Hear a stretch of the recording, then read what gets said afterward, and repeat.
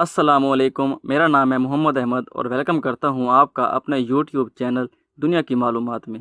دوستو، جیسا کہ ہم سب بات کر رہے تھے ہمارے پیارے نبی حضرت محمد مصطفیٰ صلی اللہ علیہ وسلم کی زندگی کے بارے میں، تو پچھلے پارٹ میں ہم نے آپ کو بتایا کفار اور مسلمانوں کے درمیان لڑی جانے والی جنگوں کے بارے میں کہ جنگیں کتنی تھیں اور مسلمانوں کو کیسے اللہ تعالیٰ نے فتح عطا فرمائی۔ تو آج ہم بات کرنے والے ہیں صلح حدیبیہ اور فتح مکہ کے بارے میں۔ تو بنا ٹائم ویسٹ کیے چلتے ہیں اپنی ویڈیو کی جانب۔ بسم اللہ الرحمن الرحیم۔ حضور مکے کے قریب حدیبیہ کے مقام پر ٹھہرے ہوئے تھے۔ آپ نے کوشش کی کہ لڑائی جھگڑے کی نوبت نہ آئے اور اہل مکہ انہیں حج کرنے کی اجازت دے دیں۔ بڑی بحث اور طویل بات چیت کے بعد مکے والوں اور مسلمانوں کے درمیان 10 سال کے لیے ایک عہد نامہ ہو گیا جسے عہد نامہ حدیبیہ کہتے ہیں۔ اس کے مطابق دونوں فریقوں میں لڑائی رک گئی اور قریش نے یہ مان لیا کہ مسلمان اگلے سال ہتھیاروں کے بغیر آئیں، عمرہ ادا کریں اور 3 دن کے اندر اندر واپس چلے جائیں۔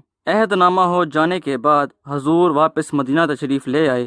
قریش مکہ کی طرف سے اطمینان ہو جانے کے بعد حضور نے واپس مدینے آ کر ارد گرد کے مختلف سرداروں، رئیسوں اور حکمرانوں کے نام دعوت اسلام کے خطوط لکھے۔ ان میں روم کا بادشاہ قیصر، ایران کا بادشاہ خسرو پرویز، مصر کا حکمران عزیز، حبش کا فرما روا نجاشی، رؤسائے یمامہ، والی شام حارث غسانی اور شرجیل بن عمر والی برسا شامل تھے۔ صلح حدیبیہ کو ابھی 2 ہی سال گزرے تھے کہ اہل مکہ نے معاہدہ توڑ دیا۔ اس پر حضور نے 8 ہجری بمطابق 630 عیسوی میں 10,000 جان نثاروں کے ساتھ مکے کا رخ کیا۔